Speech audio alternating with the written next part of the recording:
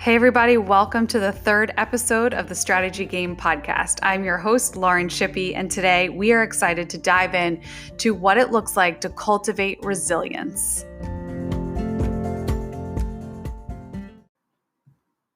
Okay, so let's get started here.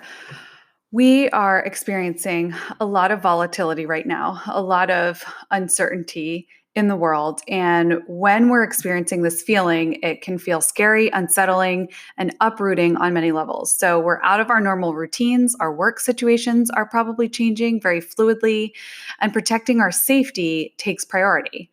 So I began to think about what we might learn right now when we encounter things that uproot us. The benefit is the wake up call or the reset that comes with this. So we're being uprooted, right? We're in the process of just everything being uprooted in our lives, and it will reset once again. And how it lands will be different than before we started this, before we entered into this season. And the reset times can encourage us to ask questions. They might cause some necessary endings. I love the book Necessary Endings by Henry Cloud. If you haven't read it, get it. It's phenomenal. And it's actually a great read for this season. It really talks about the things that end in your life that maybe you don't want to end or are avoiding ending.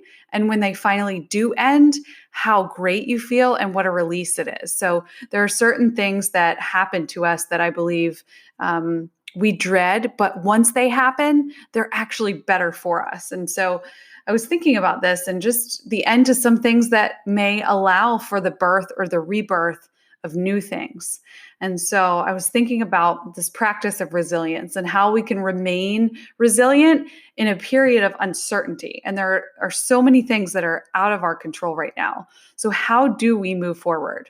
Today, I want to talk about some tangible steps that we can take together repeatedly. It's really centered around taking our thoughts captive, bringing the subconscious to the conscious, and allowing for adaptability in mindset. I'm going to say those three things over again because I think they're really important. The first is taking our thoughts captive. So what are we thinking throughout the day? What emotions are we feeling that we may not be processing or letting ourselves recognize? I know for me, I might be feeling a certain way, but not even knowing it because I haven't brought the subconscious to the conscious.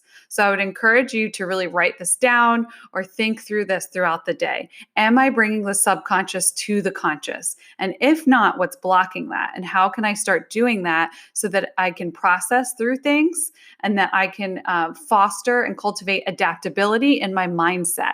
Because the more that we allow for the subconscious thoughts to rise to the conscious and we're able to process them, the more adaptable we can become. And then that breeds freedom.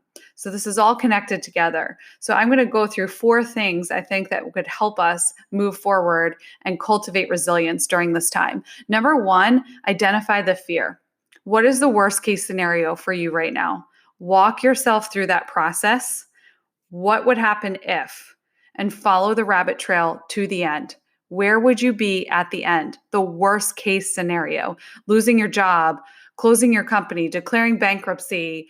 I mean, get negative. And you know from listening to this that this is not where I typically like to go, but I believe that right now it can only fuel us for the future. So if we allow ourselves to lay out all scenarios, and actually our guest blogger, John, talked about this week, and it's so powerful.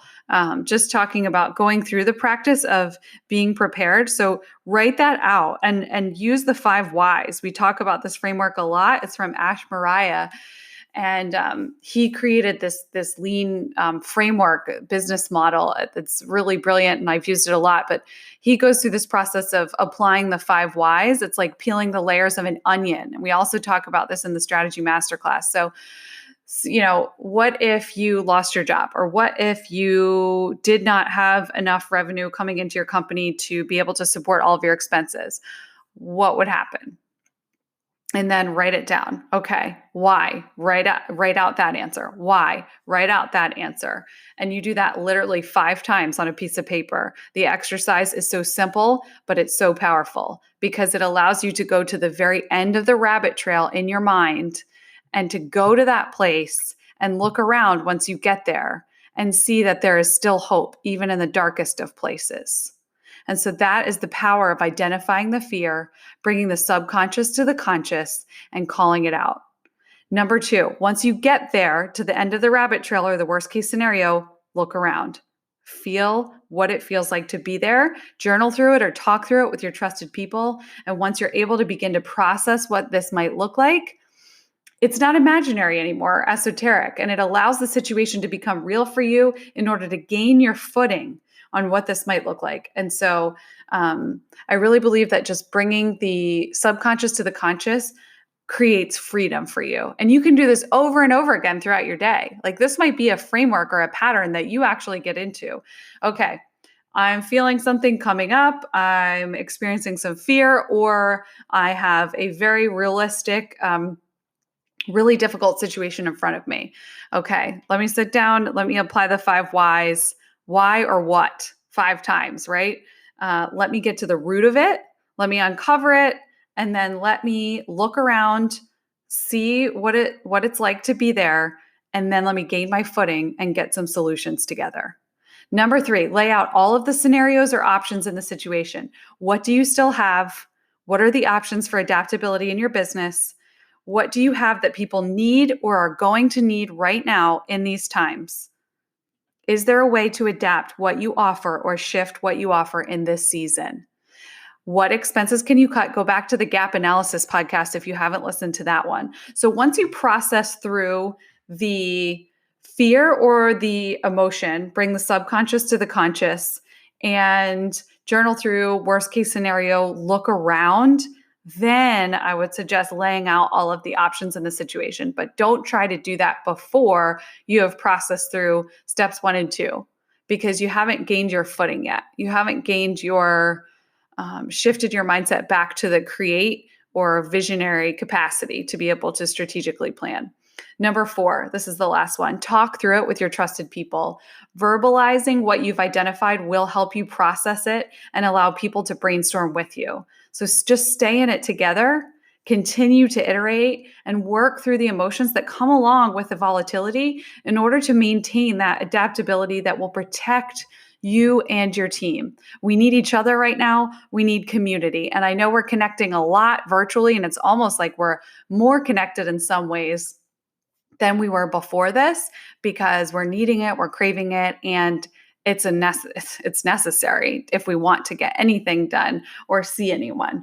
But I would also encourage you to intentionally connect with those on your team or mentors or leaders in this capacity, specifically in this capacity. Hey, let's have a weekly call once a week to review what we're bringing from the subconscious to the conscious. What happened for you this week? Give me, the top 3 to 5 things that you processed this week that you realized.